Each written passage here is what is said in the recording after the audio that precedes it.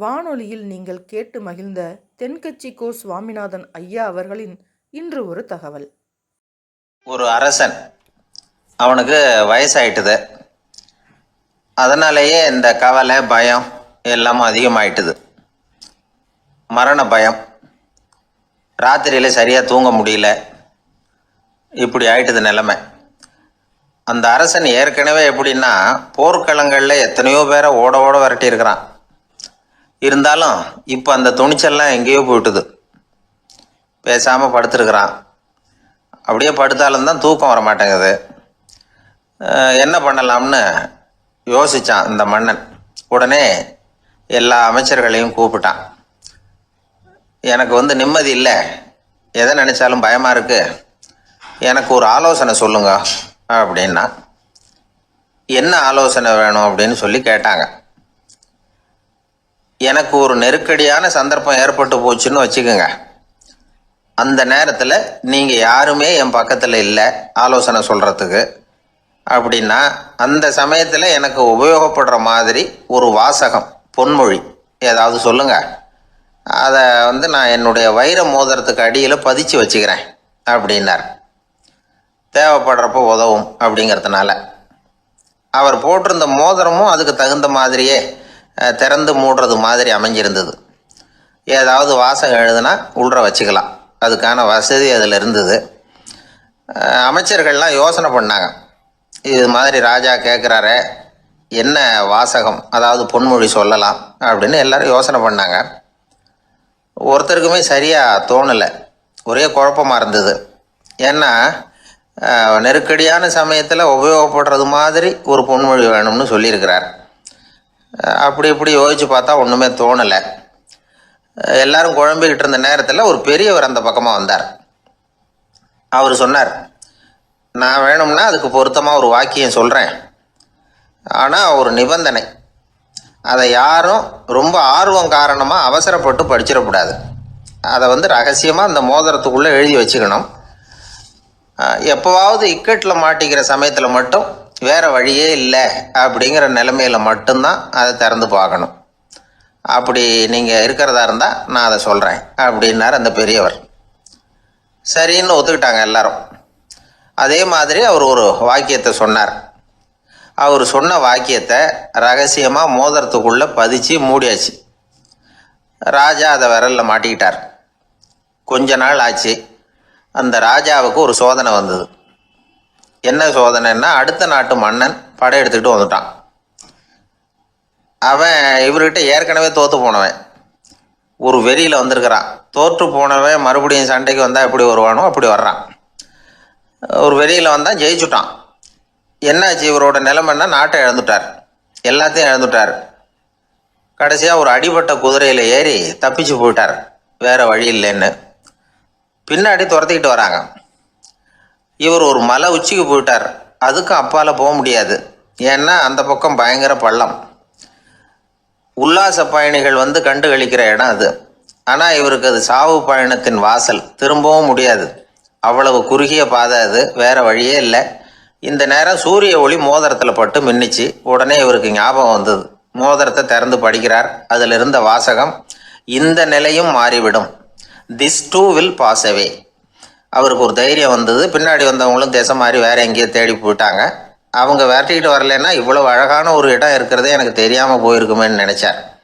இவ்வளவு அழகை ரசிக்கிறதுக்காக ஒரு நாட்டையே கூட இழக்கலாம்னு தோணுச்சு அவருக்கு. அமைதியாக அந்த அழகை ரசித்தார். எதிரிகள்லாம் எங்கேயோ போயிட்டாங்க. மன்னர் நாடு திரும்பினார். மறுபடியும் படைகளை திரட்டினார். கொஞ்ச நாளில் படை எடுத்துக்கிட்டு போனார். யாருக்கிட்ட தோற்று போனாரோ அவரையே வெற்றி கண்டு திரும்பி வர்றார். வரவேற்பு விழா பிரமாவப்படுது. ஆடல் பாடல் கோலாகலம். இதை பார்த்ததும் அந்த ராஜாவுக்கு தலைகால புரியல. நம்மளை இனிமேல் யாராலையும் ஜெயிக்க முடியாதுன்னு நினைச்சார். அகம்பாவம் லேசாக எட்டி பார்த்தது.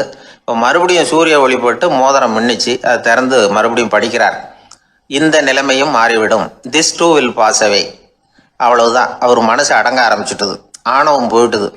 இதிலேருந்து நாம் தெரிஞ்சுக்க வேண்டியது என்னன்னா, எந்த சூழ்நிலையிலையும் நாம் கவலைப்பட வேண்டியதில்லை. ஏன்னா இங்கே எதுவுமே நிரந்தரம் இல்லை. அந்த ராஜா மாதிரியே நம்ம ஆள் ஒருத்தன் ஒரு மோதிரம் போட்டிருந்தான், அதுக்குள்ளே அவன் எழுதி வச்சிருந்த வாசகம், எதுக்கும் கவலைப்படாதே அப்படிங்கிறது தான். ஒரு நாள் பயங்கரமான கவலையோடு உட்காந்துருந்தான். பக்கத்தில் இருந்தவங்க சொன்னாங்க, இது மாதிரி சந்தர்ப்பத்தில் தான் நீ உன் மோதிரத்தை திறந்து பார்க்கணும்னாங்க. இவனுக்கு கவலையோட எரிச்சலும் சேர்ந்துக்கிட்டது.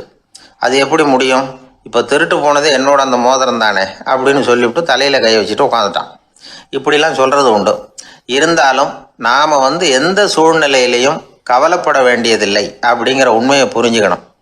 அப்படி கவலையை வெல்றதுக்கான வழி தெரிஞ்சுட்டதுன்னா வாழ்க்கையில் வெற்றி நிச்சயம். உழைப்பும் நேர்மையும் உயர்வதற்கு வழிகள்.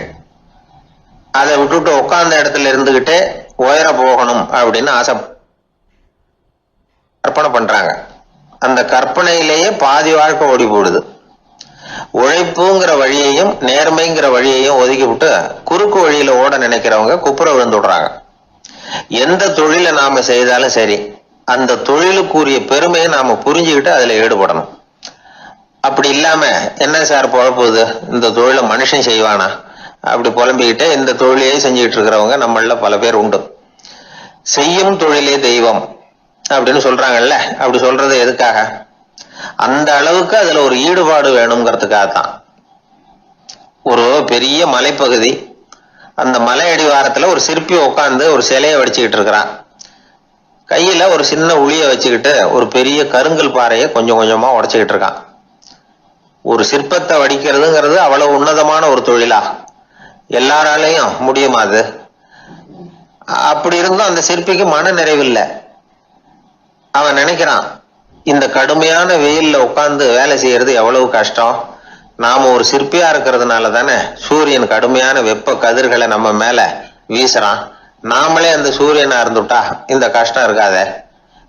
நம்மளை கஷ்டப்படுத்துறவன் நம்மளோட வலிமை உள்ளவன், அதனால நாம அவனா மாறி விடுறதுதான் நல்லது அப்படின்னு அந்த சிற்பி யோசனை பண்ணான். அவன் எண்ணம் உடனே நிறைவேறிட்டுது. இயற்கைங்கிற மாபெரும் சக்தி அவனை ஒரு சூரியனா மாத்தி விட்டது. சிற்பி இப்போ ஒரு சூரியனா மாறினான். இனிமே இந்த உலகத்துல நம்மளோட வலிமை உள்ளவன் வேற யாரும் கிடையாது அப்படின்னு நினைக்க ஆரம்பிச்சுட்டான். அவனுக்கு மகிழ்ச்சியா இருந்தது. அந்த மகிழ்ச்சி அதிக நேரம் நீடிக்கல. ஏன்னா கொஞ்ச நேரத்துல ஆகாயத்துல கரிய மழை மேகங்கள் அப்படியே சூழ்ந்து வந்தது. சூழ்ந்து வந்த மேகங்கள் சூரியனை மறைக்க ஆரம்பிச்சது. இப்போ சூரியனா இருந்த அந்த சிற்பி நினைச்சு பாக்குறான், என்ன இது, என்னையே இந்த மேகம் மூடி மறைக்குதுன்னா அது என்னை விட பெரிய ஆளா தான் இருக்கணும். அதனால இனிமே நாம சூரியனா இருக்கக்கூடாது, நாம மேகமா தான் இருக்கணும், அதுதான் கௌரவம் அப்படின்னு நினைக்க ஆரம்பிச்சிட்டான். இப்பவும் பாருங்க, இயற்கை அவனுடைய ஆசையை நிறைவேற்றி வச்சது. சூரியனா இருந்த சிற்பி மேகமா மாறினான். வான வீதியில அப்படியே உல்லாசமா வர ஆரம்பிச்சான். அந்த உல்லாசமும் அதிக நேரம் நீடிக்கல. எதிரில பார்த்தா பிரம்மாண்டமான மலைகள் வழியை அடைச்சிட்டு நிக்குது. வேகமா வந்த மேகம் மலையில மோதிக்கிட்டுது. அந்த மலையை தாண்டி அப்பால செல்ல முடியல. இப்போ அந்த மேகம் நினைக்குது, நாம எந்த தடையும் இல்லாம அந்தரத்துல மிதந்து வர்றோம். நம்மையே போக விடாம தடுக்குதுன்னா அந்த மலைக்கு எப்பேற்பட்ட வலிமை இருக்கணும். இனிமேல நாம மேகமா இருந்து பிரயோஜனம் இல்ல, இருந்தா மலையா இருக்கணும், அதுதான் பெருமை அப்படின்னு நினைக்க ஆரம்பிச்சான். இப்பவும் பாருங்க, இயற்கை அவனுடைய ஆசையை நிறைவேற்றி வச்சது. மேகமா இருந்த சிற்பி மலையா மாறினான். பெரிய மலை பூமிக்கும் வானத்துக்குமா நின்றுகிட்டு இருக்கு. இனிமே நமக்கு எந்த கவலையும் இல்லை அப்படின்னு நினைச்சது அந்த மலை. இப்படி நினைச்சுக்கிட்டு இருந்த வேளையில அந்த மலையோட காலடியில அடிவாரத்துல ஏதோ சத்தம் கேட்டது. என்ன சத்தம் இது அப்படின்னு சொல்லி அந்த மலை மெதுவா குனிஞ்சு பார்த்துதான். பார்த்தா அங்க ஒரு மனுஷன் தன்னுடைய கையில உளிய வச்சுக்கிட்டு மலையை கொத்திக்கிட்டு இருக்கிறான். ஏதோ ஒரு சிற்பத்தை வடிக்கிறதுக்காக அவன் முயற்சி பண்ணிட்டு இருக்கிறான். இப்போ அந்த மலை நினைச்சுதான், மலையே ஒருத்தன் உடைக்கிறான்னா அவன் எப்பேற்பட்ட வலிமை உள்ளவனா இருக்கணும். இனிமேலும் மலையா இருந்து பிரயோஜனம் இல்ல, மனுஷனா மாறணும், அதுதான் சரி அப்படின்னு நினைச்சுதான். அந்த வினாடியே அந்த மலை ஒரு மனுஷனா மாறிச்சு. அவன் கையில ஒரு உளி, பழையபடியே ஒரு கருங்கல் பாறையை கொத்த ஆரம்பிச்சான். அந்த ஆள் பழைய நிலைமைக்கு வந்துட்டான். இந்த கதையில இருந்து நாம தெரிஞ்சுக்க வேண்டியது என்னன்னா, தன்னுடைய உண்மையான பலம் என்னங்கிறது தெரியாமலே தாவி தாவி தடுமாறிக்கிட்டு இருக்கிறான் மனுஷன் அப்படிங்கிறது தான். இனிமேலாவது அதை புரிஞ்சுக்கணும். புரிஞ்சுக்கிட்டு புறப்படணும் வாழ்க்கையில வெற்றி பெறறதுக்கு. ஒரு குடும்ப தலைவருக்கு விபரீதமா ஒரு ஆசை வந்துதான். அதாவது ஒரு நாள் பூராவும் புடவை கட்டிக்கிட்டு மனைவி செய்கிற வீட்டு வேலைகள், சமையல் வேலைகள் எல்லாத்தையும் தானே செய்யணும். மனைவிக்கு ஆண் வேஷம் போட்டு ஆபீஸுக்கு அனுப்பி வச்சுடணும் அப்படின்னு ஆசைப்பட்டான். இதுதான் அந்த ஆசை. அதே மாதிரி செஞ்சான். பெண் வேஷத்துல சமையல் பண்ணிட்டு இருந்தான். இருட்டி விட்டுது. இந்த சமயத்துல வாசல் கதவு தட்டப்படுற சத்தம் கேட்டுது. ஓடி போய் திறந்தான். பக்கத்து வீட்டு அம்மா கிடுகிடுன்னு உள்ள வந்துட்டாங்க, காப்பி பொடியோ ஏதோ வாங்கறதுக்கு. இவன் பயந்து போய், கமலாம்மா, நான் சுசீலா இல்ல, சுசீலாவோட புருஷன், பெண் வேஷத்துல இருக்கிறேன், சும்மா ஒரு சேஞ்சுக்காக அப்படின்னா. உடனே அந்த அம்மா கிட்ட வந்து, பயப்படாத, நானும் கமலா இல்ல, கமலாவோட புருஷன், இதுவும் சும்மா ஒரு சேஞ்சுக்காகத்தான் அப்படின்னானா. இப்படி வாழ்க்கைய விபரீதமா நினைச்சுக்கிட்டு வேற வேற கற்பனைகள்ல வீணாக்கிக்கிட்டு இருக்கிறவங்க தான் ரொம்ப அதிகம். நாம அதுவா மாறணும்னு நினைக்கிறது தப்பு. நாம இருக்கணும் அப்படின்னு நினைக்கிறது தான் உண்மை. அதுதான் சரி. அந்த சிற்பி என்னென்னோ கற்பனை பண்ணி கடைசியில மறுபடியும் சிற்பியாகவே வந்து சேர்ந்தான் பாருங்க. அதனால நம்முடைய உண்மையான பலம் என்ன அப்படிங்கறத தெரிஞ்சுக்கிட்டு நடந்துகிட்டோம்னா வாழ்க்கையில எப்பொழுதும் வெற்றி நிச்சயம். உலகத்துல எது எதுக்கும் ஆராய்ச்சி கூடங்கள் இருக்குது இல்ல, அது மாதிரி தூக்கத்தை பத்தி ஆராய்ச்சி பண்றதுக்கு ஒரு ஆராய்ச்சி கூடம் இருக்குது. அப்படி ஆராய்ச்சி பண்ணணும்னா அதுக்கு மூழ்கிக்கிட்டு இருக்கணும்ல. அதனாலதான் அந்த ஆராய்ச்சி கூடம் இங்கே இல்லை. அமெரிக்காவில் பாஸ்டன் பல்கலைக்கழக மருத்துவமனையில் அது இருக்குது. அங்கே தூக்கத்தை பற்றி பல விதமான ஆராய்ச்சிகள் பண்ணிகிட்டு இருக்கிறாங்க. அந்த ஆராய்ச்சி கூடத்தில் இயக்குனராக இருக்கிற ஒரு நிபுணர், அவர் என்ன சொல்கிறார் தெரியுமா? உங்களுக்கு தூக்கம் வரலையா, நீங்கள் நல்லா தூங்குறதுக்கு தாராளமாக சில யோசனைகளை என்னால் சொல்ல முடியும் அப்படிங்கிறார். யோசனை தானே, காசா பணமா கேட்டு வச்சுக்கலாமே. உணவு, மனநிலை, தூங்கும் இடத்தோட சூழ்நிலை, படுக்கைக்கு செல்றப்போ உள்ள பழக்க வழக்கங்கள், இது காரணமாக ஒருத்தருக்கு தூக்கம் வராமல் போகலாம். தூக்கம் வராததுக்கு இதுதான் காரணம்னா அதையெல்லாம் சுலபமாக கட்டுப்படுத்தலாங்கிறார் அவர். தூக்கத்தை வரவழைக்கக்கூடிய ஒரு நல்ல மருந்து உடற்பயிற்சி. ஆனால் ஒன்று, படுக்க போகிற நேரத்தில் இது மாதிரி உடற்பயிற்சிகள் எல்லாம் செய்யக்கூடாது. கொஞ்சம் முன்னாடி பகல்லையே இந்த பயிற்சிகளை செய்கிறது நல்லது. தூக்கம் வராமல் அவதிப்படுறவங்க பிற்பகல் நேரங்களில் காஃபி, டீ இது மாதிரி பானங்களை சாப்பிடக்கூடாது. மது அருந்துறது கூட தூக்கத்தை பாதிக்கும். வெது வெதுப்பான நீரில் குளிக்கிறது, தியானத்தில் ஈடுபடுறது, ஓய்வாக இருக்கிறது, படுக்கிறது, அதாவது படுக்கிறதுக்கு முன்னாடி ஒரு கோவலை பால் சாப்பிட்றது, இதெல்லாம் தூக்கத்தை வரவழைக்கிறது ரொம்ப உதவியாக இருக்கும். இன்னொரு விஷயம் என்னென்னா, தூங்கி ஆகணுமேங்கிற கவலை வேண்டியதில்லை. அப்படி நினச்சி கவலைப்படுறதை விட்டுடணும். தூக்கம் வரலையா, உடனே படுக்கையை விட்டு எழுந்திரிக்க வேண்டியது. வெளியில் வாங்க, வேறு ஏதாவது வேலையில் ஈடுபடுங்க, கொஞ்சம் நேரம் உலாவுங்க, அல்லது ஏதாவது ஒரு புஸ்தகத்தை எடுத்து படிங்க. களைப்பு ஏற்பட்டால் மறுபடியும் படுக்கைக்கு போங்க, தூக்கம் தானே வந்துடும். ஒரு விஷயத்தை மட்டும் நல்லா ஞாபகத்தில் வச்சுக்கணும். படுக்கைக்கு போகிறப்போ உங்கள் மற்ற எல்லா பிரச்சனைகளையும் மறந்துடணும். அது எப்படி சார் முடியும், அந்த நேரம் தானே எல்லா பிரச்சனையும் வரிசையாக ஞாபகத்துக்கு வருது அப்படின்னு நாம் நினைக்கலாம். ஆனால் பழக்கத்தில் அதை நாம் மாற்றிக்க முடியும். கொஞ்சம் முயற்சி பண்ணணும், அவ்வளோதான். இது எல்லாமே ஆராய்ச்சி பண்ணி பார்த்துட்டு அந்த நிபுணர் சொல்கிற கருத்து தான். இன்னொரு விஷயமும் அவர் சொல்கிறார். அது என்னென்னா, உடல் கோளாறு காரணமாக தூக்கம் வராமல் அவதிப்படுறவங்களுக்கெல்லாம் இந்த யோசனைகள் சரியாக வராது அப்படிங்கிறார். அதுக்கெல்லாம் மருத்துவ சிகிச்சை கொடுத்து தான் சரி பண்ணணும். சில பேருக்கு நடு ராத்திரியில் மூச்சு திணறல் ஏற்பட்டு தூக்கம் வராமல் போயிடும். ஊரெல்லாம் தூங்குறப்ப தான் மட்டும் தூங்காமல் மூழ்கிட்டு இருக்கிறது, ஊரெல்லாம் மூழ்கிட்டு இருக்கிறப்போ தான் மட்டும் தூங்குறது, இது மாதிரி கோளாறுகளால் சில பேர் பாதிக்கப்படலாம். காலு தசை முறுக்கிக்கிறதுனால சில பேருக்கு அடிக்கடி விழிப்பு வரலாம். மன அழற்சி காரணமாக சில பேருக்கு தூக்கம் வராது. இது மாதிரி கோளாறுகளுக்கெல்லாம் அதுக்கு தகுந்த மாதிரி சிகிச்சை கொடுத்து தான் சரி பண்ண வேண்டியிருக்கும். எந்த கோளாறும் இல்லாமல் தூக்கம் வரலைன்னா ஆரம்பத்தில் சொன்ன முறைகளை கடைபிடிச்சு பார்க்கலாம். தூக்கம் வந்ததுன்னா யோசனை சொன்ன அந்த நிபுணருக்கு நன்றி சொல்லலாம். ஒருத்தர், ஏன் சார் பஸ்ஸில் தூங்குறது கெட்ட பழக்கமானு கேட்டார். இல்லையே, நான் கூட பஸ்ஸில் போகிறப்ப தூங்கிட்டு தானே போவேன் அப்படின்னார் இன்னொருத்தர். அப்புறம் ஏன் என்ன டிரைவர் வேலை வேணாம்னு வீட்டுக்கு அனுப்பி வச்சுட்டாங்க அப்படின்னாராம் அவர். கங்கை கரை தோட்டம் பக்கத்தில் ஒரு ஆசிரமம், அங்கே ஒரு பெரியவர் தங்கியிருக்கிறார். அவர் தான் ராமகிருஷ்ண பரமஹம்சர். அந்த ஆசிரமம் இருந்த இடம் கரக்பூர். வங்காளத்தில் பொதுவாக எல்லோரும் மீன் சாப்பிட்றது உண்டு. கங்கையில் குளிச்சுட்டு கையில் ஒரு மீனோடு வர்றது வழக்கம். இவர் இருக்கிற இடத்துக்கு கங்கையில் படகு வழியாக வரணும். அப்படி தான் எல்லோரும் வருவாங்க. வர்றவங்கள ஒன்று கூட்டி ஆன்மீக விஷயங்களை பற்றி பேசிக்கிட்டு இருப்பார். ஒவ்வொரு நாள் ஒவ்வொருத்தர் நகரத்துக்கு போகணும், வரும்பொழுது மீன் கொண்டுக்கிட்டு வரணும். அதுக்கு ஒரு அட்டவணையே உண்டு ஆசிரமத்தில். அது பிரகாரம் ஒரு நாள் சுவாமி யோகானந்தர் படகில் போனார். படகை செலுத்தினவங்க ராமகிருஷ்ணரையும் சுவாமி யோகானந்தரையும் மற்றவங்களையும் பித்தர்கள் அப்படின்னு சொல்லி ஏளனமாக பேசினாங்க. அவங்க என்ன பைத்தியம் பிடிச்சவங்க அப்படிங்கிறது மாதிரி. சுவாமி யோகானந்தருக்கு ரொம்ப மென்மையான இதயம். இவங்க இப்படி கண்ணாபின்னான்னு பேசுகிறத பார்த்தா மீனை வாங்கிட்டு திரும்புகிறப்போ என்ன நடக்குமோ அப்படிங்கிற பயம் வேறு வந்துட்டுது அவருக்கு. அவ்வளவு மென்மையானவர். இதை தெரிஞ்சுக்கிட்ட ராமகிருஷ்ணர், யோகானந்தா இங்கே வா அப்படின்னு கூப்பிட்டார். இவர் கண்ணீரை தொடச்சிக்கிட்டே கிட்ட போனார். சொன்னார், ஐயா, படகு ஓட்டுறவங்க உங்களை பற்றி மோசமாக பேசுகிறாங்க. என்ன திட்டினா பரவாயில்ல, ஆனால் உங்களை அவங்க திட்டுறாங்க, அதை என்னால் தாங்கிக்க முடியல அப்படின்னார். இதை கேட்டதும் ராமகிருஷ்ணருக்கு கோபம் வந்துட்டு தான். என்னது, உன்னுடைய குருவை பற்றி அவங்க மோசமாக பேசும்பொழுது நீ சும்மா இருந்தியா? வெளியில் போ அப்படின்னு விட்டார். குரு நிந்தனை செய்கிறப்போ அதை கேட்டுக்கிட்டு சும்மா இருக்கலாமா?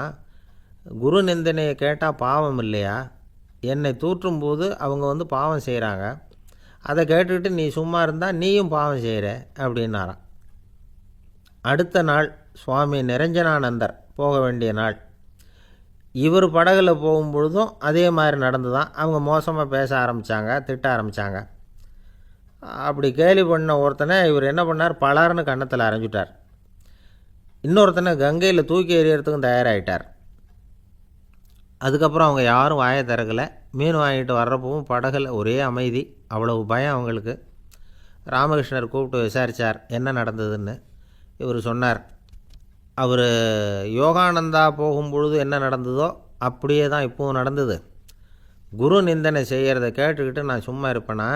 ஒருத்தனை அப்படியே அரைஞ்சுட்டேன், இன்னொருத்தனை ஆற்றுல தூக்கி போட்டுருவேன்னு பயமுறுத்தினேன், அவ்வளவுதான் அப்படின்னாராம். இப்போவும் ராமகிருஷ்ணருக்கு கோபம் வந்துட்டு தான். என்ன இது, அணியறது காஷாயம், இருக்கிறது ஆசிரமம், உனக்கு இவ்வளவு கோபம் வந்ததுன்னா அப்புறம் என்னத்துக்கு ஆசிரமத்தில் இருக்கணும்? பிரம்மச்சாரி எப்பவும் அமைதியாக இருக்கணும் அப்படின்னு அறிவுரை சொன்னாராம் ராமகிருஷ்ணர். அப்போ இவர் கேட்டாராம், ஏங்க அவருக்கு ஒரு விதமான அறிவுரை சொன்னீங்க, எனக்கு வேறு விதமாக அறிவுரை சொல்கிறீங்க, இதில் எது உண்மை அப்படின்னு கேட்டிருக்கார். இதுக்கு ராமகிருஷ்ணர் சொன்ன பதில் என்னென்னா, அட அசடே, சக்கரத்தில் காற்று அதிகமாக இருந்தால் குறைக்கணும், குறைச்சலாக இருந்தால் கூட்டணும். அவன் சாது, அவனுக்கு அதிக உணர்ச்சி தேவை, உனக்கு படபடப்பு அதிகம், உனக்கு பொறுமை தேவை அப்படின்னாராம்.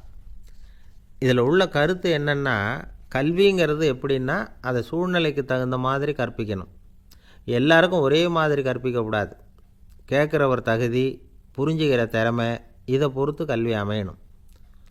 ஆரம்ப காலத்தில் ஒரு குரு, அப்போ ஒரு சீடன் இருந்தான். அது வேடிக்கையான குரு, வேடிக்கையான சீடன்.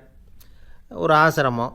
ஒரு நாள் ஒருத்தன் அவசரமாக அந்த குருவை தேடி வந்திருக்கிறான். என்ன விஷயம்னு விசாரித்தார் குரு.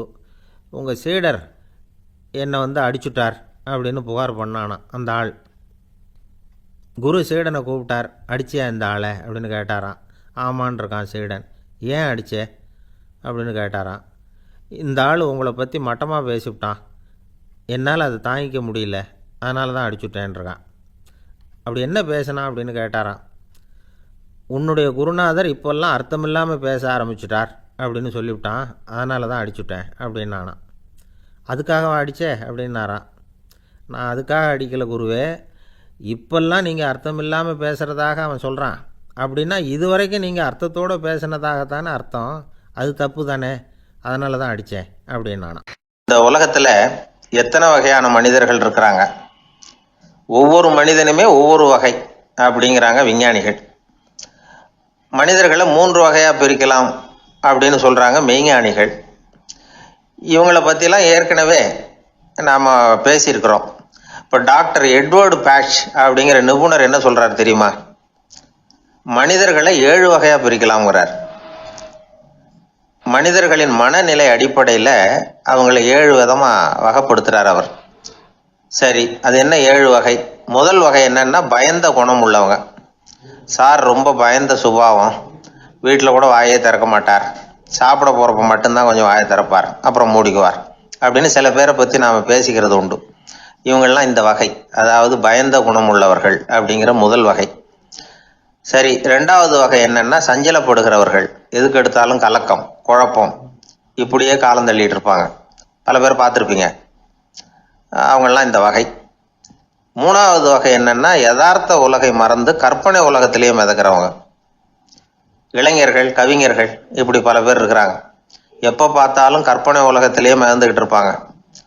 கிட்டத்தில் போய் என்னங்க ஒரு மாதிரியாக இருக்கிறீங்க அப்படின்னு கேட்டு பாருங்க, அவங்களெல்லாம் ஏதோ ஒரு அற்ப புழுவை பார்க்குறது மாதிரி அவங்கள பார்ப்பாங்க. அதுவும் அந்த வானத்து நிலாவை பாருங்கள், அது என்னை வா வான்னு கூப்பிடுது. எனக்கு சீக்கிரத்தில் ஒரு நாள் சிறகுகள் முளைக்கும், சிறகடித்து வானத்தில் பறந்து போவேன், அந்த செல்ல நிலாவை கொஞ்சிவிட்டு வருவேன், இப்படிலாம் பேசிகிட்டு இருப்பாங்க. கொஞ்சிறது அப்புறம் இருக்கட்டும், இப்போ கஞ்சிக்கு வழியே பாருப்பா அப்படின்னா அதை காதில் வாங்க மாட்டாங்க.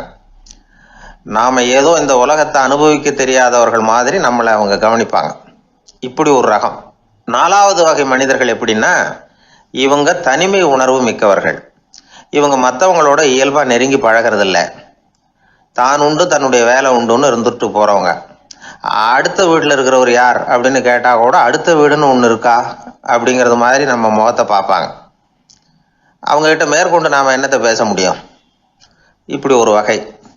5வது வகை மனிதர்கள் எப்படின்னா, இவங்க மற்றவங்க செல்வாக்குக்கு உட்பட மறுப்பவர்கள். அடுத்தவங்களோட செல்வாக்குக்கு இவங்க ஆட்படுறதில்ல. நான் யார் தெரியுமான்னு கேட்டால் அதை தெரிஞ்சுட்டு எனக்கு என்ன ஆக போகுதும்பாங்க. இவங்கெல்லாம் அந்த ரகம்.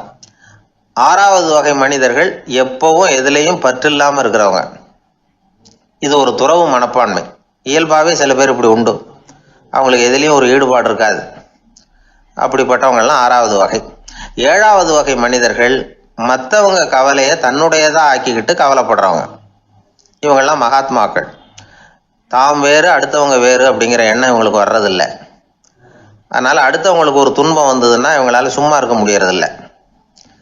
ஆகக்கூடி இப்படி 7 விதமான மனிதர்களை அடையாளம் காட்டுறார் அந்த நிபுணர்.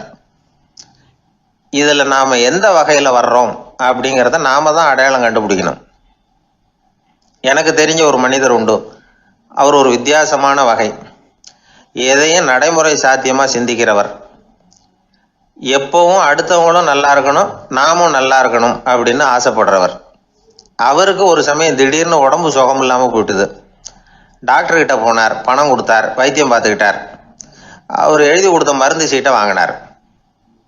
ஒரு மருந்து கடைக்கு போனார், பணம் கொடுத்தார், மருந்து வாங்கினார். அதை எடுத்துகிட்டு வீட்டுக்கு வந்தார். அதுக்கப்புறம் அந்த மருந்து அவர் சாப்பிடணும்ல, சாப்பிடவே இல்லை, அப்படியே சும்மா வச்சுட்டார். அவரை பார்த்து கேட்டேன், ஏன் சார் இப்படி பண்ணுறீங்க? வீண் செலவு தானே இது, நீங்கள் ஏன் டாக்டர்கிட்ட போய் பணம் செலவு பண்ணினீங்கன்னு கேட்டேன். அவர் சொன்னார், டாக்டர் வாழணும் இல்லையா, அதனால தான் அப்படின்னார். சரி, அப்புறம் ஏன் மருந்து வாங்கினீங்க அப்படின்னு கேட்டேன். மருந்து கடைக்காரர் வாழணும் இல்லையா, அதனால தான் அப்படின்னார். சரி, அப்புறம் ஏன் வாங்கின மருந்து சாப்பிடாம வச்சுட்டீங்க அப்படின்னதுக்கு, நான் வாழணும் இல்லையா அதனால தான் அப்படின்னார். இவர் வாழ்க்கையை புரிஞ்சுக்கிட்டவர். இப்படி வாழ்க்கையை புரிந்து கொண்டு வாழ தெரிஞ்சுக்கணும். எந்த வகை மனிதர் நாம் அப்படிங்கிறத புரிஞ்சுக்கிட்டு வாழ்ந்தோம்னா வாழ்க்கையில் வெற்றி நிச்சயம். ஒரு ஊரில் ஒருத்தர் இருந்தான். ஏதோ ஒரு சின்ன அலுவலகத்தில் வேலை பார்த்துக்கிட்டு இருந்தான். ரொம்ப ஏழை. வர்ற கொஞ்சம் வருமானத்தை வச்சு வாழ்க்கையை ஓட்டிக்கிட்டு இருந்தான். ஒரு நாள் தெரு வழியாக அவன் நடந்து வந்துக்கிட்டு இருக்கிறான். தெருவில் ஒரு காசு கிடந்தது. அதை பார்த்துட்டான். அது குனிஞ்சு எடுத்தான். அது ஒரு பழங்கால காசு. அந்த காசு நடுவில் ஒரு துளை இருந்தது. அதாவது துளையிட்ட நாணயம். பழங்காலத்தில் புழக்கத்தில் இருந்த ஒரு நாணயம் அது. துளையிட்ட நாணயம் கிடச்சிதுன்னா ரொம்ப நல்லது, அது அதிர்ஷ்டம் அப்படின்னு ஒரு நம்பிக்கை உண்டு. இவன் கையில் அது கிடைச்சதும் ரொம்ப சந்தோஷப்பட்டான். இனிமேல் என்னுடைய கஷ்டம்லாம் தீரப்போகுது, அதிர்ஷ்டம் என்னை தேடி வரும், நான் பணக்காரன் ஆகிடுவேன் அப்படின்னு சொல்லிட்டு அந்த காசை தன்னுடைய கோட்டு பையில் பத்திரமா போட்டு வச்சுக்கிட்டான். அடிக்கடி அதை தொட்டு பார்த்துக்கிறது உண்டு, வெளியில் எடுக்க மாட்டான். இப்படியே கொஞ்ச காலம் ஆச்சு. அதுக்கப்புறம் என்னாச்சு தெரியுமா? நிஜமாகவே அதிர்ஷ்டம் அவனை தேடி வர ஆரம்பிச்சிட்டுது. செல்வம் வந்து குவிஞ்சுது. பணம், பதவி, புகழ் எல்லாம் வந்து சேர்ந்தது. சமூகத்தில் அவன் ஒரு பெரிய மனுஷன் ஆயிட்டான். எல்லாரும் அவனை பாராட்டினாங்க. அவன் எதை தொட்டாலும் வெற்றி, எல்லாம் அந்த காசோட மகிமை அப்படின்னு அவன் மனசுக்குள்ளே நினச்சிக்கிட்டான். தினமும் காலையில் அந்த கோட்டை போட்டுக்கிட்டு தான் வெளியில் கிளம்புவான்.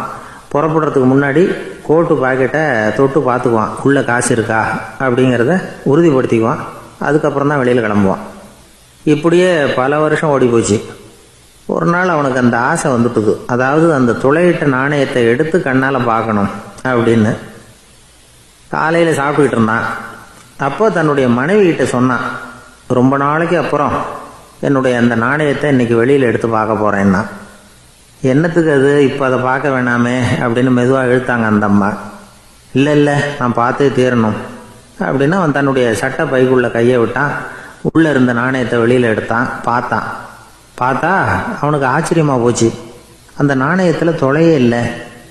என்ன ஆச்சு அப்படின்னு சொல்லி அவன் ரொம்ப குழம்பி போயிட்டான். இப்போ அந்த அம்மா சொன்னாங்க, நான் தான் ஒரு நாள் உங்கள் கோட்டு ரொம்பவும் தூசியாக இருக்கேன்னு சொல்லி அதை ஜன்னலுக்கு வெளியில் உதறினேன். உள்ளே இருந்த அந்த காசு அப்போ எனக்கு தெரியாது, ஞாபகத்தில் இல்லை. அது தெருவில் விழுந்துட்டது போல இருக்கு. அதுக்கப்புறம் எவ்வளவோ தேடி பார்த்தேன், கிடைக்கல. அதுக்குள்ளே அதை யாரோ எடுத்துகிட்டு போயிட்டாங்க போல இருக்கு. அது இல்லைங்கிறது உங்களுக்கு தெரிஞ்சால் வருத்தமாக இருக்குமேங்கிறதுக்காக நான் தான் வேற ஒரு நாணயத்தை எடுத்து சட்டை பைக்குள்ளே வச்சுட்டேன் அப்படின்னு விவரத்தை சொன்னாங்க அந்த அம்மா. இது எப்போ நடந்ததுன்னு கேட்டான். உங்களுக்கு அந்த காசு கிடைச்சதே அன்னைக்கு மறுநாளே இது நடந்து போச்சு அப்படின்னாங்களாம். இதை கொஞ்சம் யோசனை பண்ணி பாருங்க. அவனுக்கு அதிர்ஷ்டத்தை கொடுத்தது அந்த நாணயம் இல்லை, அவனுடைய நம்பிக்கை, அதாவது தன்னம்பிக்கை. அதுதான் வேலை செஞ்சிருக்கு. இதிலிருந்து நாம் தெரிஞ்சுக்க வேண்டியது என்னென்னா, வாழ்க்கையில் முன்னேற நினைக்கிறவங்களுக்கு தன்னம்பிக்கை ரொம்ப முக்கியம். அது இல்லைன்னா முன்னேற முடியாது. ஒருத்தன் சொன்னானா, நான் எப்போவுமே என்ன தான் சார் நம்புவேன், மற்றவங்கள நம்ப மாட்டேன். நேற்றுக்கு பாருங்கள், திடீர்னு 10 பேர் என்னை அடிக்க வந்துட்டாங்க, நான் ஒருத்தனாகவே அதை சமாளித்தேன் அப்படின்றான் ரொம்ப பெருமையாக. அது எப்படின்னு கேட்டாங்களாம். ஒரே ஓட்டமாக அங்கேருந்து ஓடி வந்துட்டேன் அப்படின்னு நானா. குடும்பத்தில் ஒருத்தர் அனுசரிப்பு தன்மைங்கிறது ரொம்ப அவசியம்.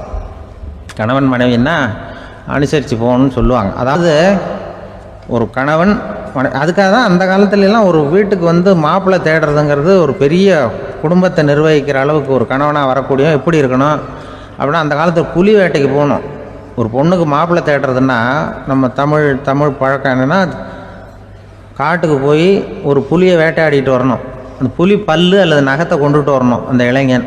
அதை வந்து வீட்டில் கொடுப்பான். அதை தான் கட்டி அதை வந்து இதாக கட்டுவாங்க, மாலையாக போடுவாங்க, தாலியாக கட்டுவாங்க. அதாவது வீரம் இருக்கா பையனுக்குன்னு பார்ப்பாங்க. ஒரு பொண்ணு வேணும்னா நீ முதல்ல வீட்டுக்கு பொண்ணு கேட்க போகக்கூடாது, காட்டுக்கு போகணும், போய் புளியை கொண்டு வா, அதுக்கப்புறம் தான் உனக்கு பொண்ணு அப்படின்னு சொல்லுவாங்க. இப்போவெல்லாம் ஏன் போகிறது இல்லைன்னா, இப்போலாம் ஒருத்தனை வந்து காட்டுக்கு போய் புலிப்பல் கொண்டு வரனா புலி தான் மாப்பிள்ளையாக வரும். அதனால தான் இப்போ போகிறதில்ல யாரும் காட்டுக்கு. அப்போ வந்து பெண்களும் வந்து ரொம்ப வீரமாக இருந்தாங்க. பெண்கள் மூலம் அந்த காலத்தில் எப்படின்னா, முறத்தாலேயே புலியை துரத்துவாங்களாம். நம்ம பழைய பாட்டிலெல்லாம் பார்த்துருப்பீங்க, முறத்தால் புலியை விரட்டினாங்கன்னு வரும் பழைய பாட்டை. அந்த அளவுக்கு பெண்களுக்கு வீரம்.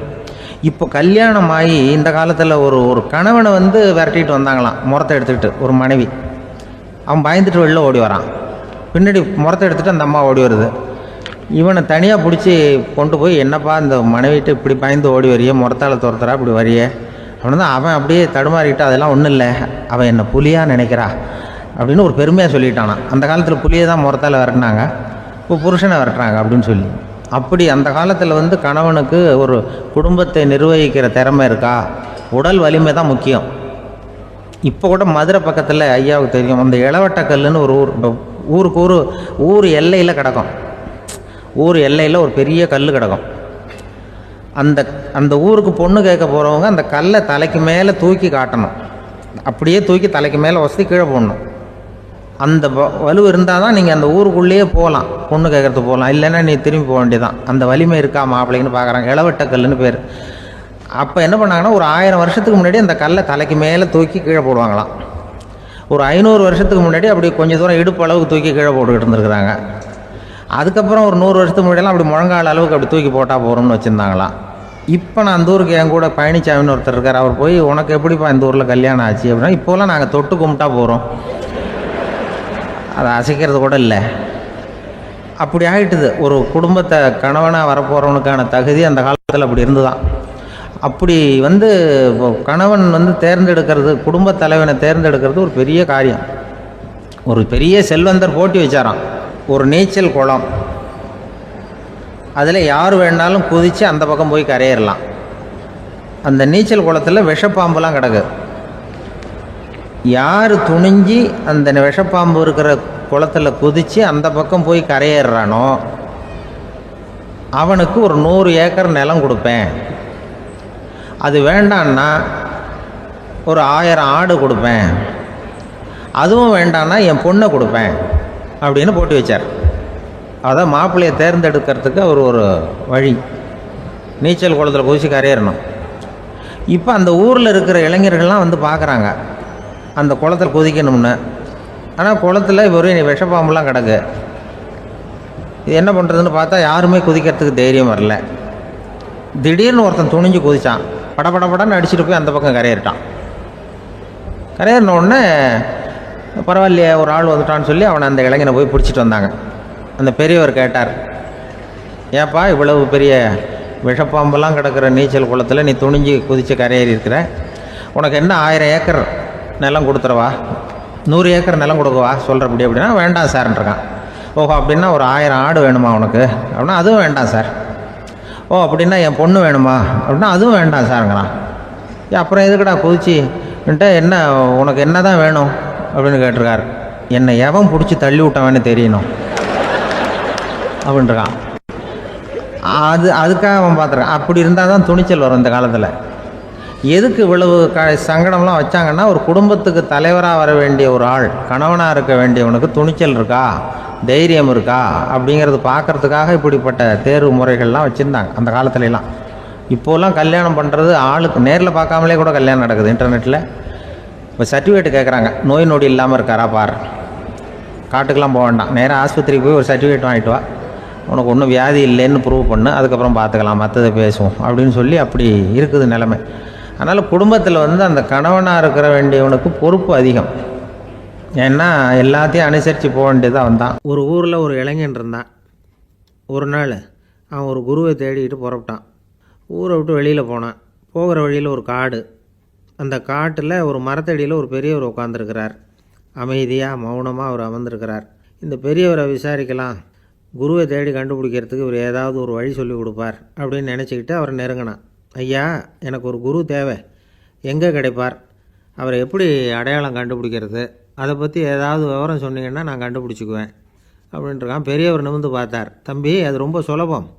அவர் வயசானவராக இருப்பார், என்னை விட சுமார் 30 வயசு அதிகமாக இருக்கும். அவர் ஒரு மரத்தடியில் தான் உட்காந்துருப்பார் அப்படின்ட்டுருக்கான். சரிங்க பெரியவரே, அது என்ன மாதிரியான மரம், எப்படி இருக்கும் அப்படின்னு கேட்டிருக்கான். பெரியவர் அந்த விவரங்களையும் சொல்லியிருக்கிறாரு. அது மட்டும் இல்லை, சந்திக்கிற நாள், நேரம், வினாடி முதற்கொண்டு எல்லா விவரங்களையும் துல்லியமாக சொன்னாராம். இவ்வளவு விவரங்களை இவரால் எப்படி சொல்ல முடியுது அப்படின்னு இவனுக்கு ஆச்சரியம். இருந்தாலும் அந்த பெரியவர் கடைசியாக ஒரு விவரம் சொன்னார். அது என்ன தெரியுமா, எப்படியும் நீ அவரை சந்திக்கிறதுக்கு ஒரு 30 வருஷம் ஆகும் அப்படின்னு சொல்லிவிட்டாராம். ரொம்ப நன்றிங்க பெரியவரே அப்படின்னு சொல்லிவிட்டு அந்த இளைஞன் புறப்பட்டுருக்கான். இப்போ அவனுக்கு குரு பற்றின விவரம் எல்லாம் கிடச்சிட்டுது, சந்திக்கிற நேரமும் தெரிஞ்சுட்டுது. ஆனால் 30 வருஷம் அவரை தேடி அலைய வேண்டியிருக்குமே. அவன் தேட ஆரம்பித்தான். காடு மலை எல்லாம் சுற்றி அலைஞ்சான். பல வருஷங்கள் தேடினான், அழுத்து போயிட்டான். கடைசியில் அவனுக்கும் வயசாகிட்டுது. கடைசியில் தன்னுடைய சொந்த ஊருக்கே திரும்பி போய்கிட்டு இருந்தான். அங்கே ஒரு மரத்தடியில் அவன் தேடிக்கிட்டு இருந்த குருநாதர் கிடைச்சார். யார் அவருன்னா, 30 வருஷத்துக்கு முன்னாடி வழி சொல்லி கொடுத்தாருல அதே பெரியவர். அவருக்கு இப்போ 30 வயசு அதிகமாக இருந்தது. அதே மரம், அன்னைக்கு பெரியவர் சொன்ன அடையாளம் இப்போ பொருத்தமாக இருந்தது. இப்போ அந்த பெரியவர் சொன்னார், சரியாக வந்து சேர்ந்துட்டேன், வா, உனக்காக தான் நான் இவ்வளவு காலமும் காத்துக்கிட்டு இருந்தேன் அப்படின்னாரான். என்ன சொல்கிறீங்கன்றிருக்கான். 30 வருஷத்துக்கு முன்னாடி என்கிட்ட வந்தியே, அப்போவே என் காலம் முடிஞ்சு போயிருந்தது. அப்போவே என்ன உனக்கு அடையாளம் தெரியல, அதனால் இவ்வளவு காலம் உனக்காக காத்துட்ருக்கும்படி ஆகிட்டுது அப்படின்னாரான். ஐயா, அப்போவே நீங்கள் சொல்லியிருக்கலாமே, இதுதான் 30 வருஷம் கழித்து நீ சந்திக்க போகிற இடம், நான் தான் உன்னுடைய குரு அப்படின்னு சொல்லியிருக்கலாமே அப்படின்ட்டுருக்கான். அந்த பெரியவர் சிரிச்சுக்கிட்டே இதுக்கு பதில் சொன்னாராம். நான் எவ்வளவோ விவரமாக தான் சொன்னேன், நீ சரியாக புரிஞ்சிக்கல. காரணம், அப்போது நீ போதுமான அளவுக்கு பக்குவம் பெற்றிருக்கவில்லை, அதனால் புரியும் சக்தி இல்லாமல் போயிட்டுதப்போ 30 ஆண்டு காலம் நீ அலைஞ்சி தெரிஞ்சிருக்கிற. அது காரணமாக இப்போ உனக்கு அந்த பக்குவம் வந்துட்டுது, அதனால தான் அடையாளம் காண முடிஞ்சுது, நானே உன்னுடைய குரு அப்படின்னாராம். இதிலேருந்து என்ன தெரியுதுன்னா, ஆன்மீகத்தில் மாணவனாக சேர்றதுக்கு கூட ஒரு பக்குவத்தன்மை தேவைப்படுது. ஒரு பெரிய ஞானி, அவர்கிட்ட சீடனாக இருக்க ஒருத்தன் வந்தான், எதிரில் நின்னான். ஞானி அவனை வெகு நேரம் உற்று பார்த்தார். அப்புறம் சொன்னார், சீடனாக இருக்கிறது ரொம்ப சிரமம்னார். நான் தயாராக இருக்கிறேன்னா. அது இன்னமும் சிரமமாச்சே, இங்கே குருவாக இருக்கிறது மட்டுமே சுலபம் அப்படின்னாராம். அப்படின்னா நான் குருவாகவே ஆகிடுறேன் அப்படின்னானா. இது போலவே இந்த காலத்தில் கதை ஒன்று உண்டு. ஒரு பள்ளிக்கூடத்தில் வகுப்பு ஆசிரியர் மாணவனை திட்டிக்கிட்டு இருந்தார்.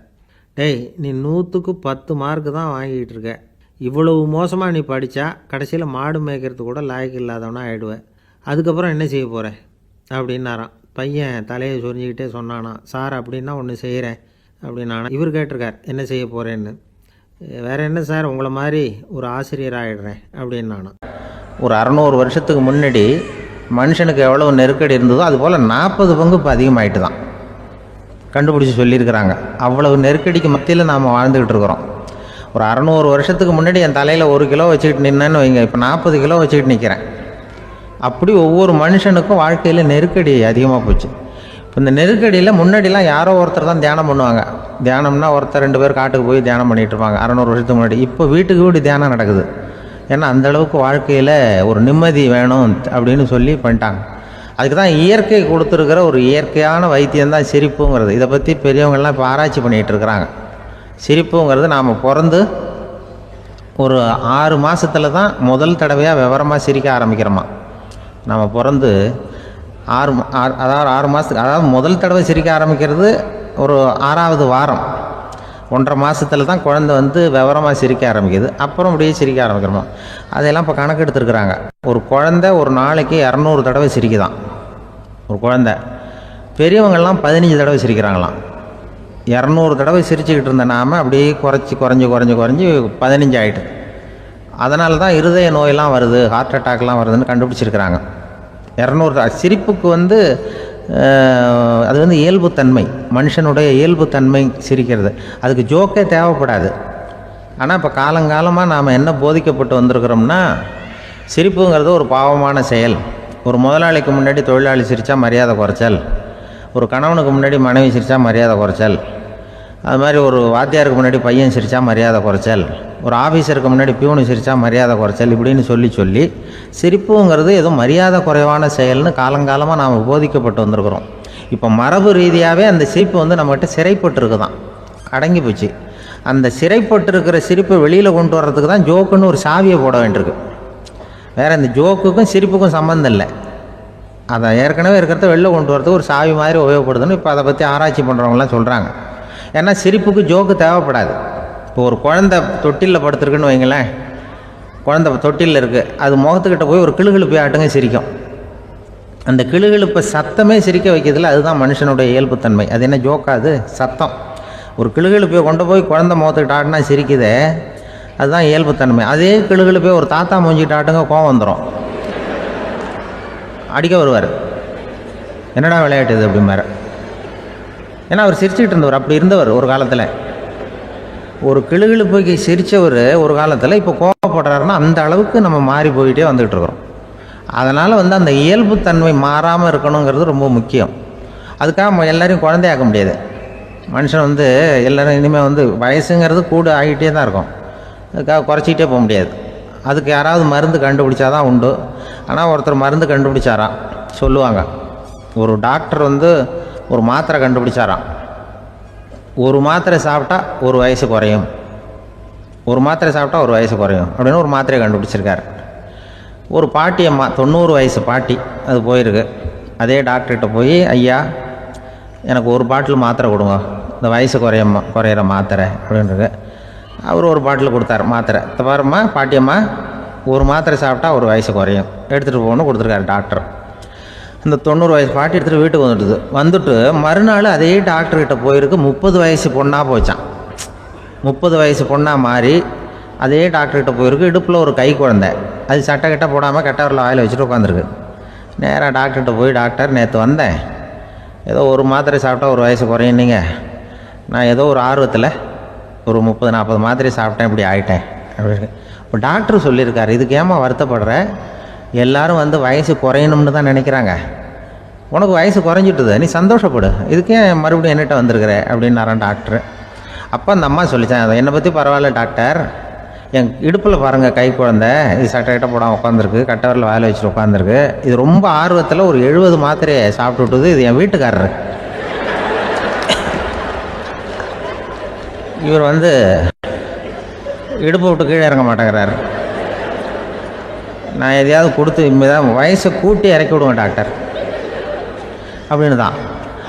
அவர் வந்து ஏதோ நமக்கும் இதுக்கும் சம்மந்தம் இல்லைங்கிறது மாதிரி கட்டாரில் வச்சுட்டு அவர் பாட்டு உட்காந்துருக்கார். ஏதோ நமக்கு இந்த உலகமே இல்லை, நமக்கு சம்மந்தம் இல்லைங்கிற மாதிரி உட்காந்துருக்காரு. இப்படியே நான் தூக்கிட்டு எங்கே அலையிறது இது அப்படின்னு தான். அதனால் வந்து வயசை குறைக்கிறது இயற்கைக்கு விரோதமாக நாம் பண்ண முடியாது. ஆனால் இந்த இயல்புத்தன்மை மாறாமல் வச்சுக்கலாம். குழந்த மாதிரி மாற முடியாதே தவிர அந்த குழந்தை தன்மையோடு வாழறதுக்கு கற்றுக்கணும். அதுதான் வாழ்க்கையில் இன்பமாக வாழறதுக்கு வழி. குழந்தைத்தனமாக இருக்கக்கூடாது, குழந்தை தன்மையோடு இருக்கணும்னு சொல்லுவாங்க. குழந்தை தன்மைங்கிறது வேறு, குழந்தைத்தனம்ங்கிறது வேறு. அப்படி ஒரு மாத்திரை கண்டுபிடிச்சிட்டா இப்போ யாராவது ஒருத்தவங்க இடுப்பில் குழந்தைய தூக்கிட்டு போனால் போய் கேட்கணும், ஏம்மா இது ஏன் வீட்டுக்காரரா உன் குழந்தையா அப்படின்னு கேட்டு அதுக்கப்புறம் அவருக்கு வணக்கம் சொல்லணும். இப்படிலாம் ஆகிடும் நிலைமை. இயற்கையை நம்ம மாற்ற முடியாது, அதுக்கு தகுந்தாப்புல தான் நாம் பண்ணணும். குழந்தை தன்மையோடு வாழறதுக்கு குடும்பத்தில் குழந்தை தன்மைங்கிறது எப்படின்னா, இப்போ ஒரு சில பேருக்கு அந்த குழந்தைத்தன்மை உண்டு. ஒரு வீட்டில் ஒரு புள்ள படுத்திருக்கு, அம்மா எழுப்புறாங்க, காலேஜுக்கு நேரமாச்சு எழுந்திரிப்பா, காலேஜுக்கு நேரமாச்சு எழுந்திரிப்பா அப்படின்ட்டு. அந்த அம்மா அந்த புள்ளை சொல்லியிருக்கு, ஐயோ எனக்கு காலேஜுக்கு போகிறதுக்கே பிடிக்கலம்மா, என்னை தொந்தரவு பண்ணாத, காலேஜுக்கு போகிறதுக்கு எனக்கு பிடிக்கல அப்படின்னு தான். அப்போ அந்த அம்மா சொல்லியிருக்கு, ஏன் உனக்கு காலேஜுக்கு போகிறதுக்கு பிடிக்கல, கல்லூரிக்கு போகிறதுக்கு, அதுக்கு 2 காரணம் சொல்லு அப்படின்னு இருக்கா. அப்போ அந்த புள்ள சொல்லிச்சான், ஏன் பிடிக்கலன்னா கல்லூரியில் இருக்கிற வாத்தியாருக்கும் என்ன பிடிக்க மாட்டேங்குது, ஆசிரியர்களுக்கும். 2வது காரணம், கல்லூரியில் படிக்கிற மாணவர்களுக்கும் என்ன பிடிக்கல, அதனால் நான் காலேஜுக்கு போக மாட்டேன்ற குழந்தை புள்ள சொல்லியிருக்கு. அம்மா அப்படிலாம் நீ இதுக்காக போகாமல் இருக்கக்கூடாது, நீ போய் தான் ஆகணும் அப்படின்னு பிடிவாதமாக அந்த அம்மா பிள்ளைய எழுப்புனாங்களாம். சரி, நான் எதுக்கு காலேஜ் போகணும்னு சொல்கிறேன், அதுக்கு நீ 2 காரணம் சொல்லு அப்படின்னு தான் அந்த புள்ள. அப்போ அந்த அம்மா சொன்னாங்களாம், நீ ஏன் காலேஜுக்கு போகணும்னா, முதல் காரணம் உனக்கு வயசு 52, 2வது காரணம் நீ தான் பிரின்சிபால் அப்படின்னு தான். என்ன இருந்தாலும் அவங்க அம்மாவுக்கு அது புள்ள தானே, அதுதான் குழந்தை தன்மைங்கிறது. 52 வயசுலேயும் குழந்தை தன்மையோடு இருக்கார் பாருங்கள், அதுதான் அந்த குழந்தை தன்மையோடு வாழறது தான் வெற்றிக்கு வழின்னு சொல்லுவாங்க. ஒரு இலக்கிய கூட்டம் ஏற்பாடு பண்ணியிருக்கிறோம், நீங்கள் அவசியம் அதில் பேசணும் அப்படின்னு கேட்டுக்கிட்டார் ஒருத்தர். வேணாங்க, 4 பேருக்கு முன்னாடி நிற்கிறதுனா எனக்கு ரொம்ப கூச்சமாக இருக்கும் அப்படின்னாரு இவர். ஏன் சார் இன்னமும் குழந்த மாதிரி கூச்சப்படுறீங்களே அப்படின்னார் அவர் ஒரு மாதிரியாக சமாளித்து அனுப்பி வச்சுட்டு அதுக்கப்புறம் அதை பற்றி இவர் யோசித்து பார்த்துருக்கார். சில நிபுணர்கள் எழுதியிருக்கிறத படித்தும் பார்த்துருக்கிறார். மனோதத்துவ நிபுணர்கள் என்ன சொல்கிறாங்க தெரியுமா, 10லேருந்து 20% குழந்தைகள் பிறக்கிறப்பவே கூச்ச சுபாவம் கொண்டதாக தான் இருக்குதான். ஒரு தாத்தா தன்னோட பேர பிள்ளைய ஆசையாக கூப்பிடுறார் விளையாட்டு காட்ட, அதை அழுதுகிட்டு ஓடி போகுது. ஒரு அம்மா தன்னோட பிள்ளைய பள்ளிக்கூடத்தில் சேர்க்கறதுக்காக கூப்பிட்டுக்கிட்டு போகிறாங்க. அந்த புள்ள அம்மாவோட முந்தானையில் ஒளிஞ்சிக்கிட்டு வெளில வரமாட்டேங்குது. இவங்களையெல்லாம் எப்படி சமாளிக்கிறது? குழந்தைகளோட கூச்ச சுபாவத்தை போக்குறது எப்படி? இதுக்கு நிபுணர்கள் சில யோசனைகளை சொல்லியிருக்கிறாங்க. மற்றவங்களுக்கு முன்னாடி என் பையனுக்கு கூச்சம் ரொம்ப அதிகம் சார், மற்றவங்க பார்த்தா ரொம்ப வெக்கப்படுறான், இப்படி சொல்கிற அப்பாக்கள் உண்டு. என் பையன் புது மனுஷாலை பார்த்தா அட்டையாக ஒட்டிக்குவான் சார் அப்படின்னு சொல்கிற அப்பாக்களும் உண்டு. இப்படிலாம் குழந்தைகளுக்கு முத்திரை குத்துறது ரொம்ப தப்பான். புதுசாக யாராவது வீட்டுக்கு வந்தால் குழந்தை தானாக தன்னோட கூச்சத்தையும் பயத்தையும் போக்கிக்கிட்டு சகஜமாக மாறி வர்றதுக்கு வாய்ப்பு கொடுக்கணுமா. ஒரு கூட்டத்துக்கோ அல்லது சொந்தக்காரங்க கல்யாணத்துக்கோ குழந்தைய அழைச்சிட்டு போகிறீங்க, அங்கே போய் கட்டாயப்படுத்தி குழந்தைய மற்றவங்க கிட்ட பேச சொல்லக்கூடாது. சில சமயம் குழந்தை தானாக தன்னுடைய கூச்ச சுபாவத்தை விட்டு பேசுகிறதுக்கு முன் வந்தால் அதை பாராட்டணும். குழந்தை கலகலப்பு இல்லாமல் மௌனமாக இருந்ததுன்னா அதையும் கண்டுக்கக்கூடாது. குழந்தை பேச ஆரம்பித்தா அதை ஆர்வத்தோடு கவனிக்க தெரியணும். கலந்து உரையாடுற பழக்கத்தை வீட்லேயே ஆரம்பிக்கலாம். கேட்டதுக்கு பதில் சொல் அப்படின்னு நீங்கள் அதிகாரம் பண்ணிகிட்டு இருக்கக்கூடாது. அது குழந்தைக்கு பேசுகிற சந்தர்ப்பத்தை குறைச்சிருமா. இப்போ நாம் அதிகாரம் பண்ணால் கேலி செய்கிற பழக்கம் குழந்தைகளை ரொம்ப பாதிச்சிருமா. பெரியவங்களானதுக்கு அப்புறமும் சில பேர் கூச்சத்தோடவும் பயத்தோடவும் இருக்கிறதுக்கு இதுதான் காரணம். சின்ன வயசில் அவங்கெல்லாம் ஏதாவது கேலிக்கு ஆளாகி இருப்பாங்க. 2வது குழந்தை மூத்த குழந்தைய கேலிக்கு ஆளாகிற சந்தர்ப்பங்களை கண்டு கேலி பண்ணினா அது இளம் நெஞ்சங்களை விட்டு நீங்கிறதே இல்லையா. எப்பவும் குழந்தையோட நடை உடை பாவனைகளை பற்றி சொல்லிக்கிட்டே இருக்கக்கூடாதான். அதுவே கூச்ச சுபாவத்தை கொண்டுட்டு வந்துடுமா. அப்பா எங்கேன்னு யாராவது கேட்டால் இது மாதிரி இன்ன காரியத்துக்காக வெளியில் போயிருக்கார், இத்தனை மணிக்கு திரும்பி வருவார் அப்படின்னு சொல்கிற அளவுக்கு குழந்தைகளை பழக்கப்படுத்தி வைக்கணும். ஃபோன்லேயே யாராவது விசாரித்தா கூட இது மாதிரி பதில் சொல்லு அப்படின்னு சொல்லணும். சின்ன சின்ன மீட்டிங்கில் 4 வார்த்தை பேச தயார் பண்ணலாம். ஒரு கடையிலையோ அல்லது ஹோட்டல்லையோ ஏதாவது விவரம் கேட்கணும்னா உங்கள் குழந்தைய தைரியமாக அனுப்புங்க.